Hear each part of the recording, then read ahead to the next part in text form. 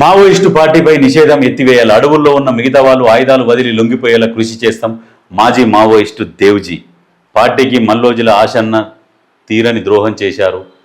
బహిరంగ క్షమాపణ చెప్పాలి. వాళ్ళు ఆయుధాలతో లొంగిపోవడం వల్లే పార్టీ పరిస్థితి మారిపోయింది. చనిపోయిన నక్సల్స్ కుటుంబాలను కలిసే కార్యక్రమాన్ని ప్రారంభిస్తాం. ఇప్పటికీ మావోయిస్టు సిద్ధాంతాలు భావాజాలాన్ని వీడలేదు.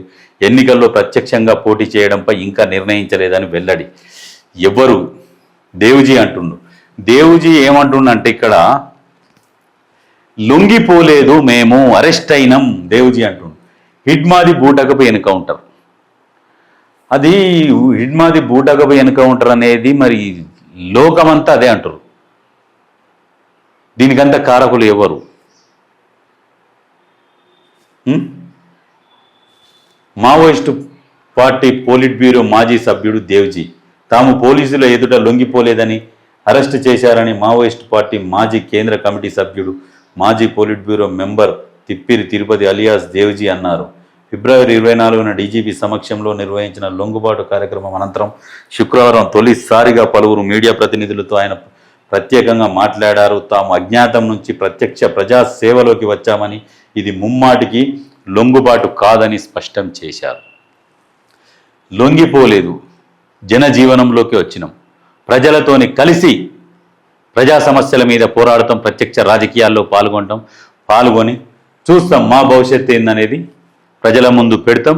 ప్రజలు మాకు అవకాశం ఇస్తే అదే ప్రజలకు సేవ చేసుకుంటామని చెప్తున్నారు. చూద్దాం ఎంతవరకు పోతుంది, ఏం జరుగుతుంది అనేది ఆలోచన చేద్దాం. రైతు భరోసా రెడీ, విడతల వారీగా అన్నదాతల ఖాతాల్లో జమ 1-2 రోజుల్లో రానున్న క్లారిటీ. నేను మొదటి నుంచి కూడా చెప్తున్నా, ఈ 15వ తారీఖు తర్వాత నుంచి రైతు భరోసా పడుతుంది. ఇప్పటి నుంచి ఎవరెవరికైతే రైతు భరోసా పడుతున్నదో వీళ్ళందరికీ ఇంకా రెగ్యులర్గా రైతు భరోసా అనేది పడుతుంది. ఇక ఆగదు. ఎందుకంటే ఇంతవరకు ప్రక్షాళన చేసిర్రు. గతంలో పరిపాలించిన ఆ దొంగలు ఎవరైతే ఉన్నారో ఆ దొంగలు వాళ్ళ చేతి కింద ఉన్న పట్టెగాన్లకు జై కొడతారు కదా, ప్రతి మీటింగులకు పోయి జై కొడుతుంటారు చూడు, వాళ్ళ కోసం అని చెప్పేసి చెట్లని గుట్టలని ప్రభుత్వ భూములని అన్ని వాళ్ళ పేరు మీద రిజిస్టర్ చేసి వాళ్లకు ఇప్పుడు ఈ రైతు భరోసా ఉంది కదా, అప్పట్లో రైతు బంధు అని పెట్టేసి వాళ్లకు రిజిస్ట్రేషన్లు చేసి సంవత్సరానికి 2 విడతల వాళ్లకు రైతు బంధు వేయించుకొని దాంతోపాటు క్రాప్ లోన్ తీసుకొని ఇక ఎగ్గొట్టేసి కూర్చుంటారు. బుక్కులు ఇచ్చిర్రు, భూమి ఏడుందో తెలియదు, అట్లా చేసిర్రు. అయితే ఈ విషయము తెలిసిపోయేసరికి ఆ దొంగలు వచ్చి సిరిసిల్ల కలెక్టర్ దగ్గర లొంగిపోయి పాస్బుక్లు సరెండర్ చేసిరు. తర్వాత క్రిమినల్ చర్యలు ఉంటాయి అనగానే బుక్కులు సరెండర్ చేసిపోయారు. ఎవరు చేసిరు? ఎలాంటి భూములు లేకుండా పట్టదారు పాస్బుక్లు ఎట్లా వచ్చినాయి వాళ్ళకు? ఎవరి అండదండలతో వచ్చినాయి? ఒకసారి ఆలోచన చెయ్యరు. అందుకనే ఇటువంటి ఉన్నాయని చెప్పేసి ఇదంతా ప్రక్షాళన చేసి దాంతోపాటు నిధులు సమకూర్చుకొని మెల్లగా విడతల వారీగా రైతు భరోసా అనేది పడుతుంది ఖచ్చితంగా. ఇప్పటి నుంచి స్టార్ట్ అయింది కదా, మళ్ళీ నెక్స్ట్ ఇంకా ఎక్కడ కూడా ఆగకుండా కంటిన్యూ వస్తుంది. ఇక రైతు భరోసా గురించి ఆలోచించాల్సిన పని లేదు, గుర్తుపెట్టుకోరు.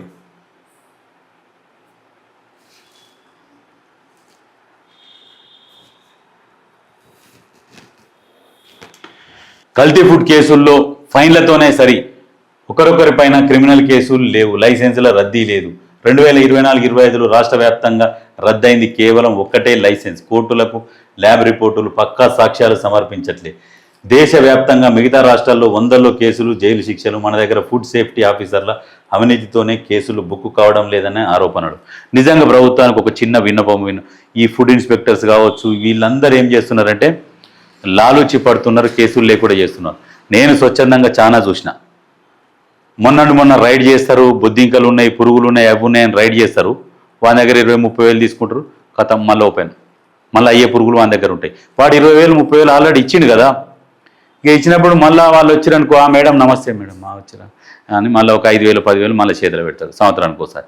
ఇట్లా హోటళ్ళ మీద పడి ఇష్టానురీతిగా సంపాదిస్తున్నది ఎవరంటే ఫుడ్ ఇన్స్పెక్టర్స్, ఈ ఫుడ్కి సంబంధించిన ఆఫీసర్లు మాత్రమే. ఎక్కడ కేసులు లేవు, ఏమీ లేవు, ఏం చేస్తలేరు, నిద్రపోతున్నది వ్యవస్థ వాళ్ళది. లంచాలకు మరిగిర్రు బాగా. వాళ్ళు ఇచ్చే ఏమంటారు అంటే ఇంకా వాళ్ళు ఇచ్చే ఇక అవినీతి, ఆ బిచ్చానికి అలవాటు పడ్డారు. ప్రభుత్వం జీతం ఇస్తలేదా?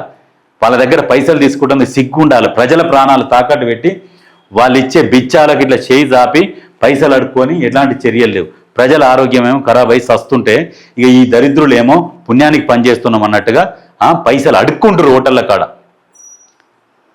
చిన్న చిన్న హోటళ్ళ కాడ కూడా అడక్క తింటారు వీళ్ళు. అటువంటి పరిస్థితి ఉన్నారు.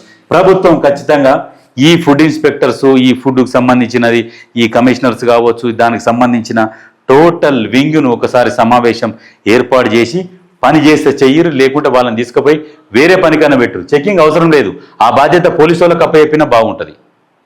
వాళ్ళకి సపరేట్గా ఉద్యోగాలు, వాళ్ళకు జీతాలు ఎందుకు? వేస్ట్ కదా, వాళ్ళ వల్ల ఉపయోగం లేదు, కేసులు లేవు. ఏమైనా ఫైన్లు రాస్తురా, ఏమైనా భారీ ఫైన్లు వేసానన్నా జాగ్రత్త పడతారు, భారీ ఫైన్లు లేవు. వీళ్ళే లోపాయికారిగా లోపల పైసలు తీసుకుంటారు, కేసులు మాఫ్. అటువంటి వాళ్ళ వల్ల మనకు ఉపయోగం ఏంది? అందుకనే అసలు ఆ వ్యవస్థని రద్దు చేసి వాళ్ళని డిప్యుటేషన్ మీదనో జిహెచ్ఎంసీలోనో ఊకేదాంటనో దేంటనో పడేసేయాల. అసలు అది తీసేసి ఈ సంబంధించింది ఏదైతే ఉంటుందో ఇది పోలీస్ శాఖకు అప్పచెప్పాలి. మంచిగా టాస్క్ ఫోర్స్ వాళ్ళు ఉన్నారు, వాళ్ళు కేసులు ఉన్నప్పుడే పోతారు, అటువంటి వాళ్ళకి అప్పచెప్తే బాగుంటుంది. ఇవన్నీ ఈ ఫుడ్ ఇన్స్పెక్టర్లు ఏం చేస్తారు? వీళ్ళు తనిఖీలు చేయాలి కదా హోటళ్ళ మీద పడి, ఏం చేయరు. ఎదోచ్చగా పోతారు, పైసలు తీసుకుంటారు, మంచిగా కార్లో తిరుగుతారు, కార్లో కూర్చుంటారు, కార్లోకి వచ్చి పైసలు ఇచ్చిపోమంటారు అని ఫోన్ చేసి యథేచ్ఛగా నడుస్తున్నది. అందుకనే జర దృష్టి పెట్టాలి, ప్రభుత్వం దృష్టి పెట్టి అసలు ఆ వ్యవస్థను తీసేయాలన్నా లేకుంటే తీసుకుపోయి వేరే వింగులు కలపాలన్నా అని ఆలోచన చేయరు. అసలు ఆ ఉద్యోగస్తులనే ఆ ఉద్యోగులకి వెళ్ళి తీసేయరు, మస్తు పైసలు మిగులుతాయి. ఎంతోమంది ప్రైవేటు టీచర్లను పెట్టి పిల్లలకు చదువు చెప్పిస్తే ఆ పైసలతోని 100 స్కూళ్ళు నడుస్తాయి వీళ్ళకి ఇచ్చే పైసలతోని. ఏం పని లేదు వాళ్ళకు.